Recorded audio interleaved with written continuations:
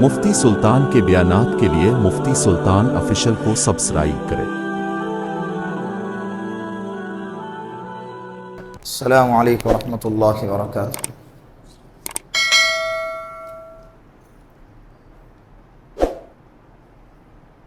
سورۃ المنافقون تک پڑھا گیا۔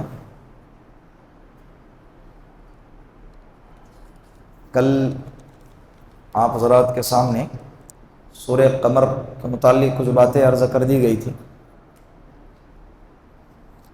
آگے اللہ رب العزت نے سورۃ الرحمن نازل فرمائی۔ سورۃ الرحمن، اس کے متعلق مفسرین کی دو رائے ہیں۔ بعض مفسرین کہتے ہیں کہ یہ سورۃ الرحمن مکی ہے، بعض مفسرین کہتے ہیں کہ یہ سورہ رحمان مدنی ہے۔ کیا ہے؟ مکی کسے کہتے ہیں؟ مکی کسے کہتے ہیں؟ بولو نا۔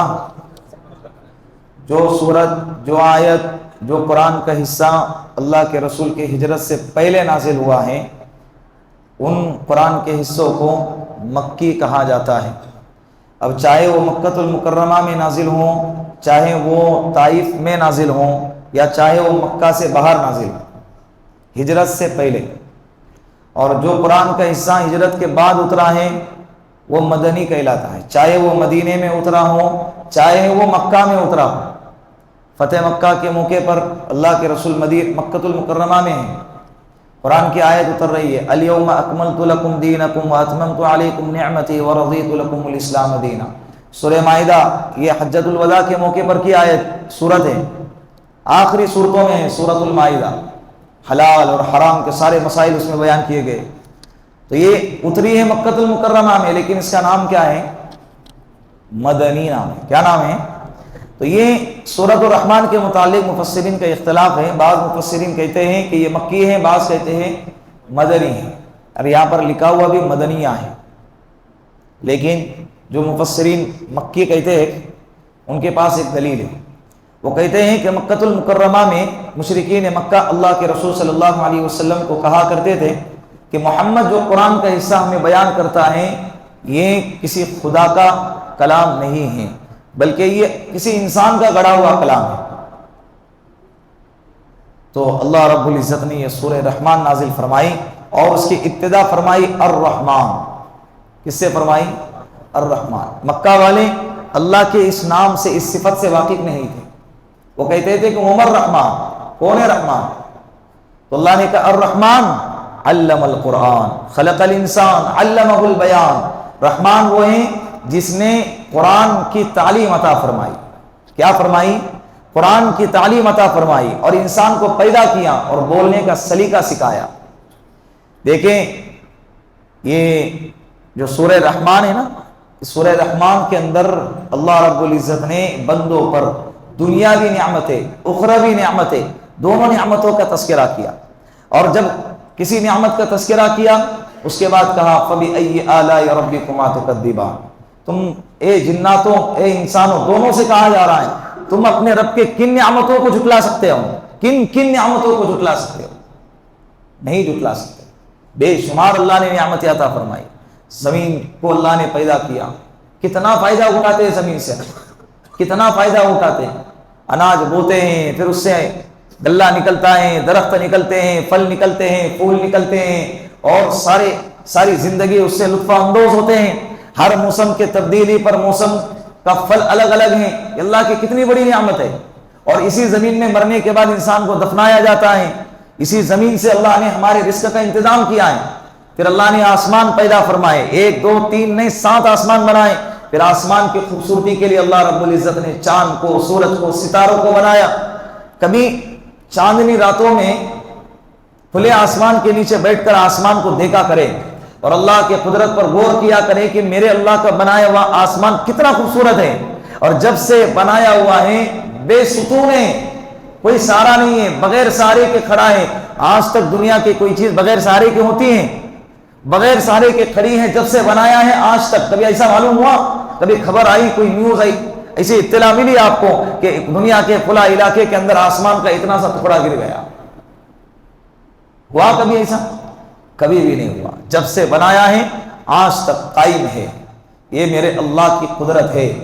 اور اس کی خوبصورتی کے لیے اللہ نے ستاروں کو لگا دیے. کیا چمکتے ہیں ستارے, دکھتے چھوٹے ہیں لیکن وہاں جانے کے بعد بہت بڑے ہیں. تو یہ چمکتے ستارے آسمان کی زینت ہے. آسمان کی کیا ہے؟ پھر آسمان سے بادلوں سے بارش کا برسنا اور ہمارے لیے زندگی کا سامان پیدا کرنا, یہ اللہ کی کتنی بڑی نعمت ہے نہیں؟ پھر اللہ نے ہم کو ایک منی کے قطرے سے پیدا کیا.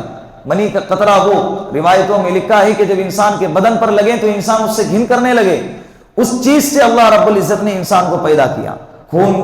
خون کی شکل عطا فرمائی, پھر گوشت کی شکل عطا فرمائی, پھر اس کے بعد ہڈیوں کی شکل عطا فرمائی, اس پر پھر خالوں کا ایک کپڑا پہنا دیا, اور بہترین صورت میں 4 مہینے کے بعد اللہ نے انسان کو پیدا کیا.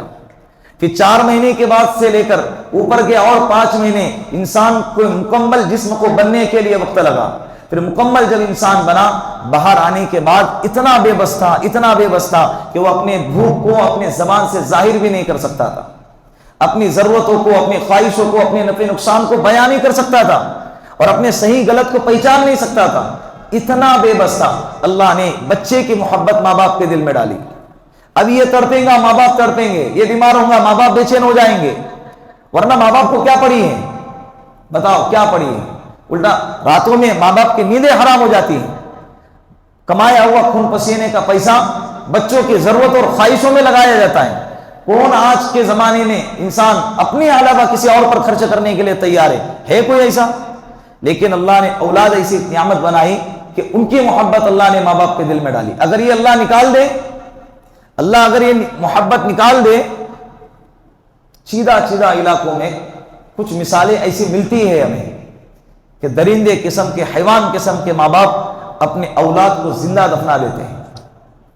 اور اللہ کے رسول کے بعثت سے پہلے تو ہوتا تھا, اور حال ہی میں ڈیڑھ ہفتہ پہلے ایک واقعہ آپ لوگوں نے پڑھا ہوگا نا, باقاعدہ اس کا ویڈیو وائرل ہو گیا.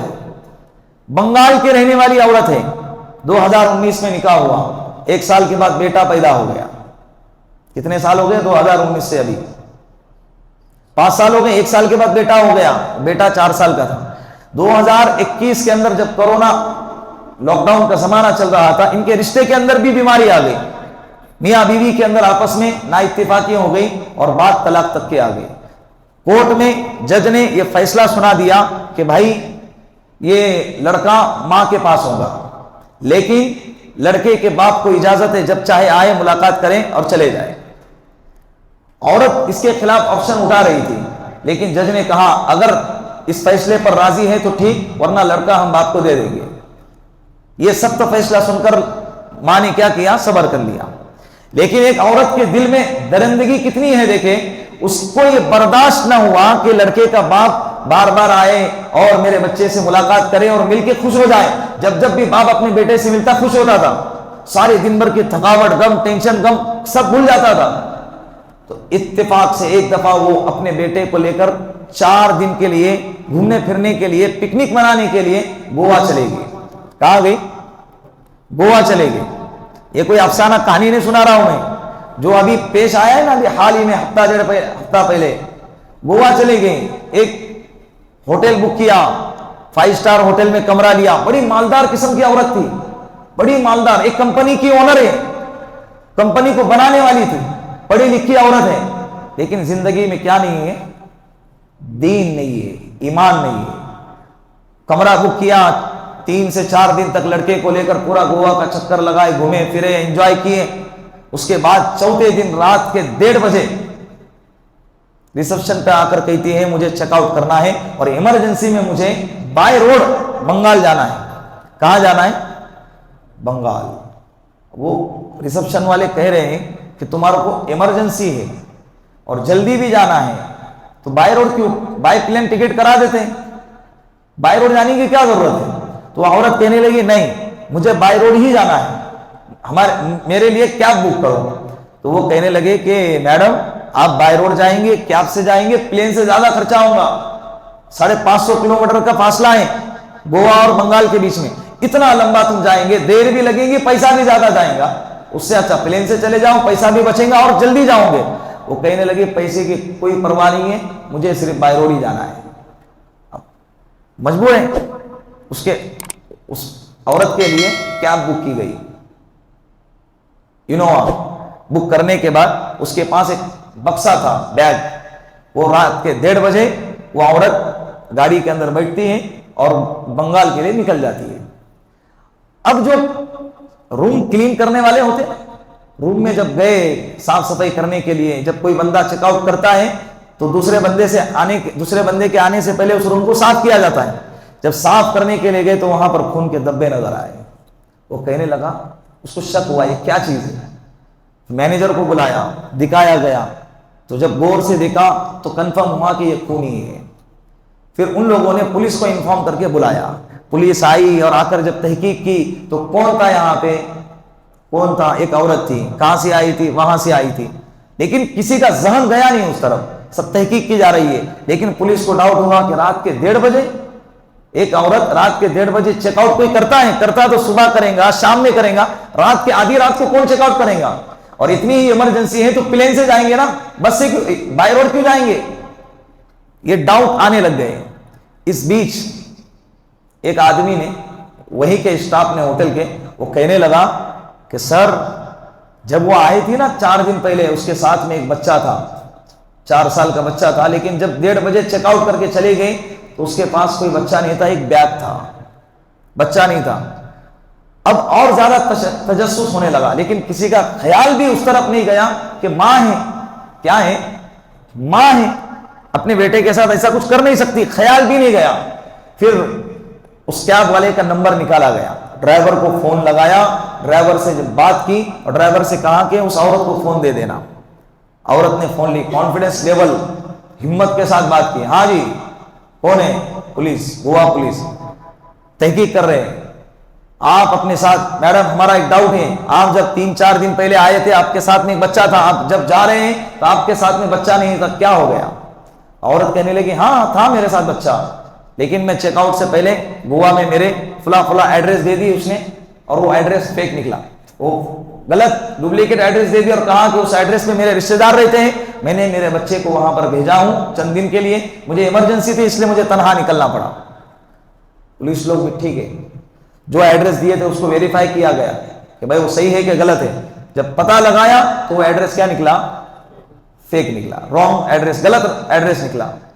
اس کے بعد ان لوگوں نے، پولیس نے کیب ڈرائیور کو فون لگایا اور اس سے جو رتنا گیری کی، جو گوا سائڈ کی جو بھاشا ہے مراٹھی لینگویج میں بات کرنے لگے، جو پیچھے والی عورت کو سمجھ میں نہیں آ رہی تھی۔ اس ڈرائیور سے کہا کہ دیکھو ہمیں اس عورت پر ڈاؤٹ ہے، تم گاڑی کدھر بھی مت رکانا، راستے میں جو بھی تمہیں پولیس اسٹیشن ملے گاڑی کو ڈائریکٹ اس طرف لے جانا۔ ڈرائیور نے چلاتے راستے میں ایک پولیس اسٹیشن نظر آیا، گاڑی کو سیدھا اس طرف لے کر گیا اور اس سے کہا کہ جاتے ہی پولیس اسٹیشن میں جو بھی پولیس ہوگا ہماری اس سے بات کرا دینا۔ وہ ڈرائیور نے گاڑی کو پولیس اسٹیشن لے کر گیا اور باہر نکل کر سیدھا اندر جا کر پولیس کے سامنے کہا کہ یہ فون ہے، گوا پولیس لائن پہ بات کرو۔ تو پولیس والوں نے کہا، گوا پولیس نے، کہ جا کر اس گاڑی کو چاروں طرف سے گھیر لو اور اس کی چیکنگ کرو۔ فون چالو ہے، پولیس نے چاروں طرف سے گھیرا، عورت کو باہر نکالا اور وہ بکسا باہر نکالا، گاڑی کو چیک کیا تو کچھ نہیں ملا، عورت کو چیک کیا کچھ نہیں ملا۔ جب بکسا کھول کر دیکھا تو اس بکسے کے اندر بیٹی کی لاش تھی۔ کیا تھی؟ 4 سالہ بیٹی کی لاش۔ اب اس کو بلایا گیا، تحقیق کی گئی، بھائی کیا، کیسے، کیوں؟ وہ کہنے لگی میرا شوہر جو ڈیوورسی ہے، جب میرے بیٹے کو ملنے آتا تھا اور ملنے کے بعد جو وہ خوش ہوتا تھا نا، وہ خوشی مجھے برداشت نہیں ہوتی تھی، میں اس کا حل تلاش کر رہی تھی کیا نکالوں، تو مجھے یہی حل ملا کہ نہ رہے بانس نہ بجے بانسری، تو میں نے بیٹے کو ہی ختم کر دیا۔ اب گئی جیل میں سڑ رہی ہے۔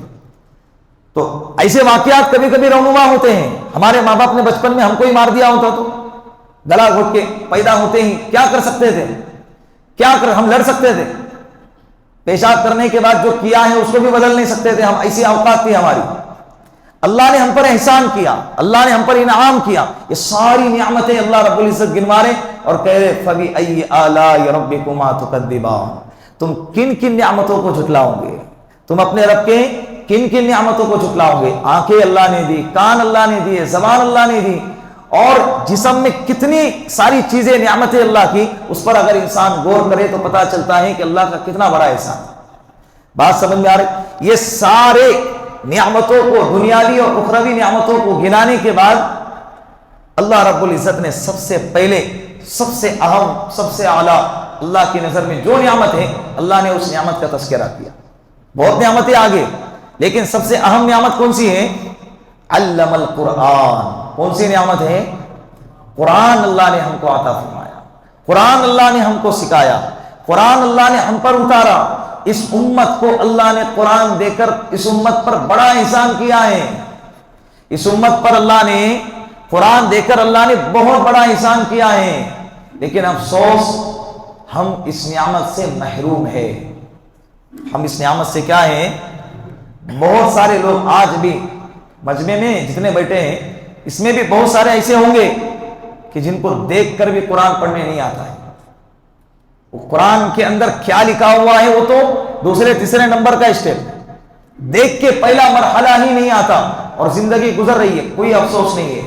50 سال کے ہو گئے لیکن کوئی افسوس نہیں ہے کہ بھائی مجھے قرآن پڑھنے نہیں آتا ہے۔ ہم اللہ کی اس نعمت سے محروم ہیں، اور یہ کتنی بڑی نعمت ہے۔ ساری نعمتوں سے پہلے اللہ نے اس کا تذکرہ کیا، ہم اس کو نعمت ہی نہیں سمجھتے۔ اور بعض لوگ تو اتنے دھیڑ بن کر کہتے ہیں ہاں نہیں آتا قرآن، جھوٹ بولنے کا ہی کوئی نہیں۔ کیا بولتے ہیں؟ داڑھی کاٹتے، ہاں کاٹتے، وہ کہیں جھوٹ بولنے کا۔ نماز پڑھے گا؟ نہیں پڑھے، کہیں جھوٹ بولنے کا، نہیں پڑھے ہم نے، اتنی زیادہ نہیں پڑھے ہم نے، کہیں جھوٹ بولنے کا منہ سے۔ ارے جھوٹ بولنے کس نے کہا؟ تو نماز پڑھنا بھائی، سیدھے سیدھا نماز پڑھ چلے جا، جھوٹ بولنے کا، سچ بولنے کا، تو بول یا نہ بول، کل قیامت کے دن تو تیرے اعضا بولیں گے۔ اللہ کے یہاں تو دفتر میں سب لکھا جا رہا ہے۔ جھوٹ بولنے کا کئی کو دنیا میں یہ سب کچھ ہے، کیا مرنے کے بعد کچھ نہیں ہے؟ ارے اصل زندگی تو مرنے کے بعد شروع ہونے والی ہے، یہاں تو جیسے تیسے کٹیں گے۔ ما سلککم فی سقر قالوا لم نک من المصلین، قرآن کریم میں سورہ مدثر کے اندر یہ آیت ہے کہ کل قیامت کے دن جہنمیوں سے پوچھا جائے گا کہ تمہیں جہنم میں کس چیز نے ڈالا؟ وہ کیا کہیں گے؟ لم نک من المصلین، ہم نماز نہیں پڑھتے تھے۔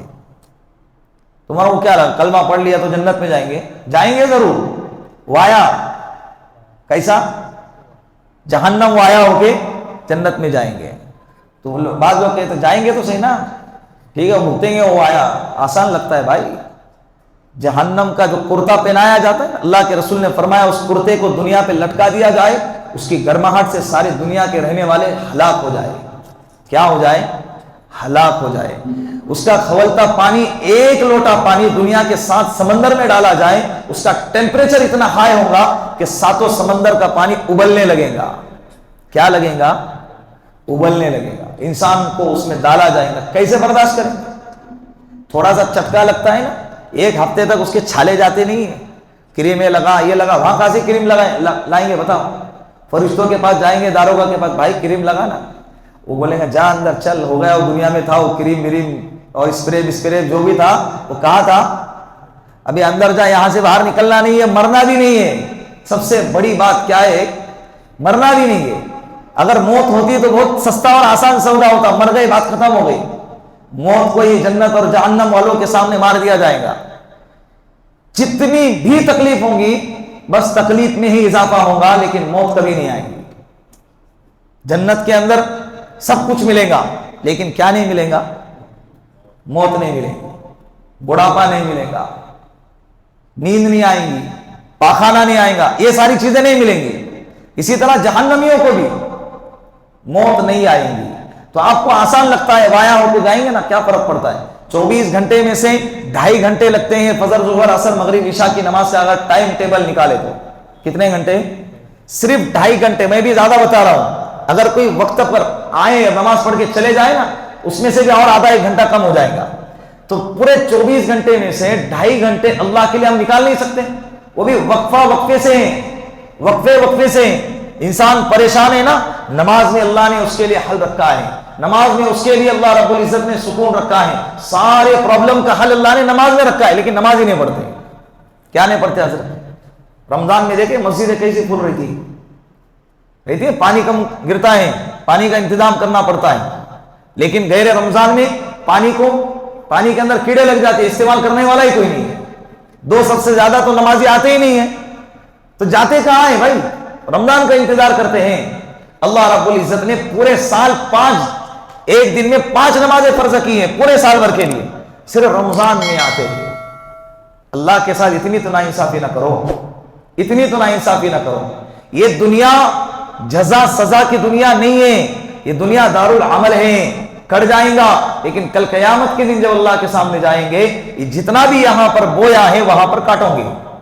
الدنیا مزرعۃ الآخرہ, اللہ کے رسول نے فرمایا دنیا آخرت کی کھیتی ہے. جو بوؤں گے, بولو, وہی کاٹوں گے. بینگن بو رہے ہیں اور بولیں گے آم کیوں نہیں نکل رہے, اور کیسے نکلیں گے آم, بینگن ہی نکلیں گے.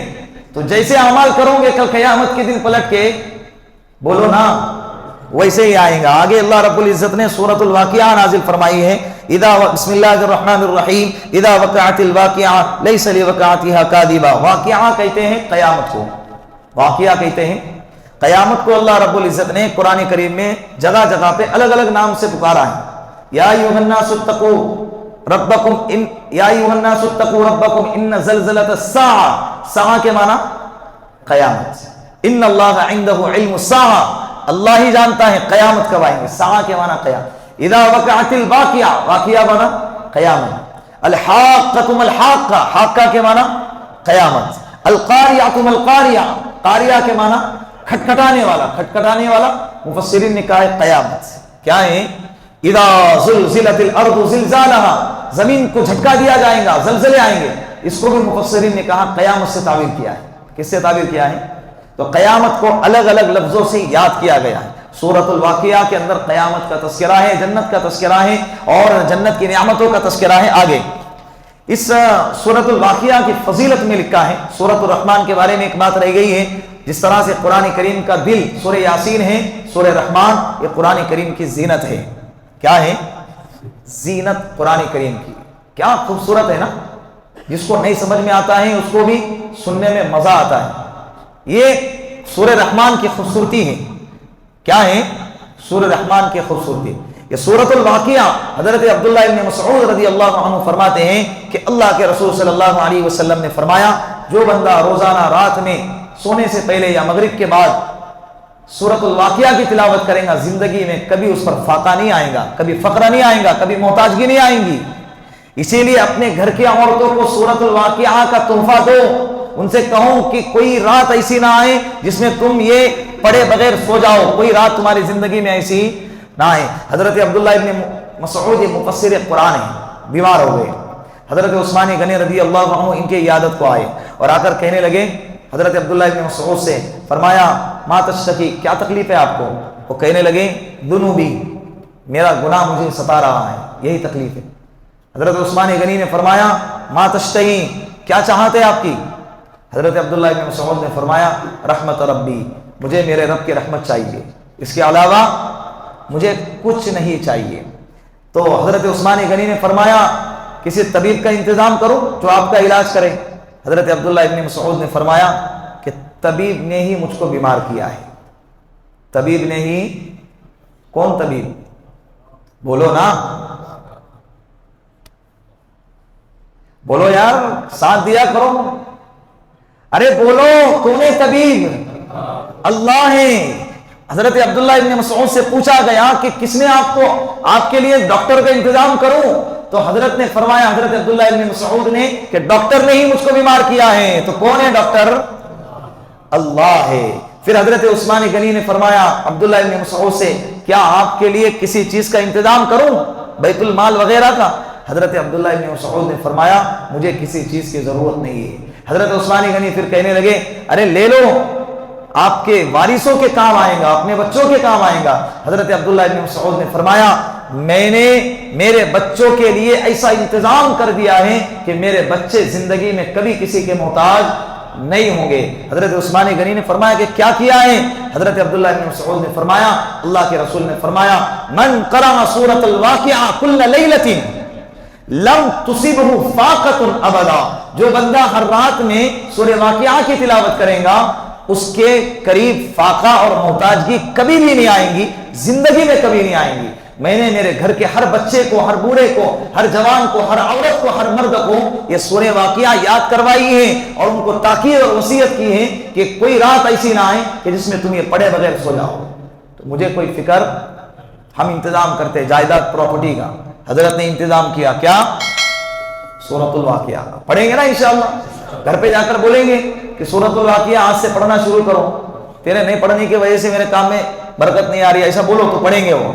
پھر آگے اسی سورۃ الواقعہ میں وَكُنْتُمْ أَزْوَاجًا ثَلَاثًا، 3 طبقوں کا تذکرہ کیا ہے۔ 3 طبقے قیامت کے دن ہوں گے۔ ایک طبقہ وہ ہوگا جو عرش کے دائیں طرف ہوگا، جن کے سیدھے ہاتھ میں نام اعمال دیے جائیں گے۔